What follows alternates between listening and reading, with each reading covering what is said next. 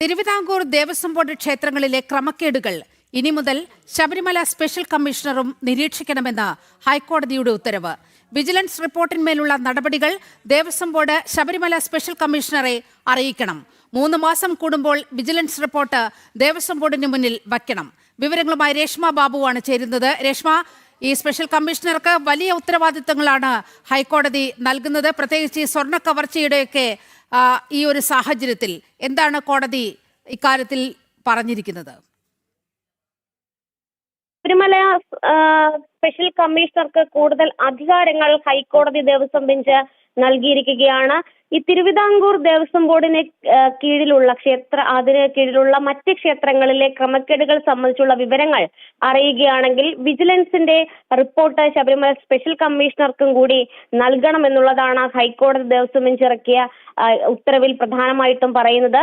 Sabarimala special കമ്മീഷണറുടെ ഒരു മേൽനോട്ടം ഇക്കാര്യത്തിൽ ഉണ്ടാകും. അതായത് മണ്ഡല മകരവിളക്ക് സീസണിലും അതോടൊപ്പം തന്നെ എല്ലാ മാസത്തെയും ആദ്യത്തെ 5 ദിവസവും വിജിലൻസ് വിഭാഗം, തിരുവിതാംകൂർ ദേവസ്വം ബോർഡിന്റെ വിജിലൻസ് വിഭാഗം മേൽനോട്ടം വഹിക്കുന്നത് അല്ലെങ്കിൽ നിരീക്ഷിക്കുന്നത് കൂടുതലും ശ്രദ്ധ കേന്ദ്രീകരിക്കുന്നത് ശബരിമലയിലായിരിക്കും. അതിനുശേഷമുള്ള എല്ലാ ദിവസവും മറ്റ് ക്ഷേത്രങ്ങളിലേക്ക് ശ്രദ്ധ കേന്ദ്രീകരിക്കാനായിട്ടാണ് വിജിലൻസ് വിഭാഗത്തിന് ഹൈക്കോടതി നൽകിയിട്ടുള്ള നിർദ്ദേശം. അതുപോലെ തന്നെ പാദവാർഷിക റിപ്പോർട്ടുകൾ വിജിലൻസ് ദേവസ്വം ബോർഡിന് നൽകണം. ഈ റിപ്പോർട്ടിൽ മേൽ എന്ത് നടപടിയാണ് തിരുവിതാംകൂർ ദേവസ്വം ബോർഡ് സ്വീകരിച്ചത്, ഇതിന്റെ നടപടി റിപ്പോർട്ട് ശബരിമല സ്പെഷ്യൽ കമ്മീഷണറെ ദേവസ്വം ബോർഡ് അറിയിക്കണമെന്നുള്ളതാണ് മറ്റൊരു നിർണായകമായിട്ടുള്ള ഹൈക്കോടതിയുടെ നിർദ്ദേശം.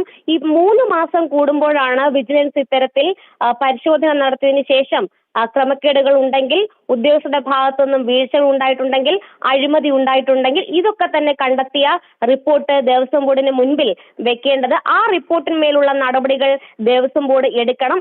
ആ നടപടി സ്വീകരിച്ചതിന്റെ റിപ്പോർട്ടാണ് ശബരിമല സ്പെഷ്യൽ കമ്മീഷണർക്ക് നൽകേണ്ടത്. സ്പെഷ്യൽ കമ്മീഷണർ പിന്നീട് ഈ ദേവസ്വം ബോർഡിന്റെ നടപടി റിപ്പോർട്ടും സ്വന്തം നിലയിൽ ഒരു റിപ്പോർട്ടും കൂടി തയ്യാറാക്കി ഹൈക്കോടതിക്ക് മുന്നിൽ സമർപ്പിക്കുകയും വേണം. ശബരിമലയ്ക്ക് പുറമെയാണ് സ്പെഷ്യൽ കമ്മീഷണറുടെ നിരീക്ഷണം മറ്റു ക്ഷേത്രങ്ങളിലേക്ക് കൂടി വ്യാപിപ്പിക്കുന്നത് എന്നുള്ളതാണ് ഇതിൽ ഏറെ പ്രസക്തമായിട്ടുള്ള കാര്യം.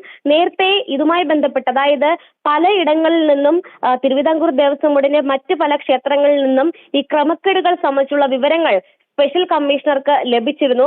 അത് കൂടുതലായിട്ട് വന്നൊരു സാഹചര്യത്തിലാണ് ഈ വിജിലൻസ് റിപ്പോർട്ടുമായി ബന്ധപ്പെട്ടുള്ള കാര്യത്തിൽ ഒരു സ്വമേധ ഹർജി ഫയൽ സ്വീകരിച്ചുകൊണ്ട് ഹൈക്കോടതി ഒരു അന്തിമമായിട്ടുള്ള ഒരു ഉത്തരവിലേക്ക് കടന്നത്. ദേവസ്വം ബോർഡ് പറഞ്ഞത് കൃത്യമായിട്ട് നിശ്ചിത ഇടവേളയിൽ റിപ്പോർട്ടുകൾ സമർപ്പിക്കുന്നുണ്ട്.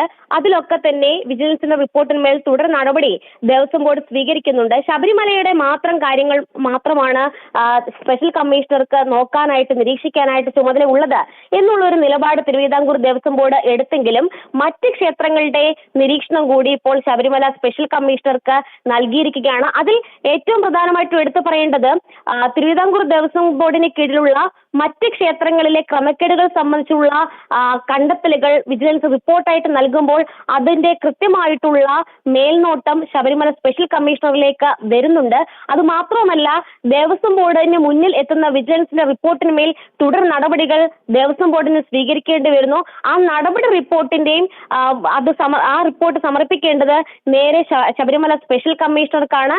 ശബരിമല സ്പെഷ്യൽ കമ്മീഷണർ ഇക്കാര്യം ഹൈക്കോടതി അറിയിക്കുകയും ചെയ്യും. അങ്ങനെ കൃത്യമായിട്ട് ക്രമക്കേടുകളിലാണെങ്കിലും വീഴ്ചകളിലാണെങ്കിലും അഴിമതിയിലാണെങ്കിലും ശബരിമല സ്പെഷ്യൽ കമ്മീഷണറുടെ മേൽനോട്ടവും അതോടൊപ്പം തന്നെ അതിൽ നടപടികൾ സ്വീകരിച്ചതുമായി ബന്ധപ്പെട്ട് സ്വന്തം നിലയിലുള്ള റിപ്പോർട്ടും ശബരിമല സ്പെഷ്യൽ കമ്മീഷണർ ഹൈക്കോടതി അറിയിക്കും. അങ്ങനെ ഹൈക്കോടതിയുടെ മേൽനോട്ടവും നിരീക്ഷണവും ഇക്കാര്യത്തിൽ ഉണ്ടാകും.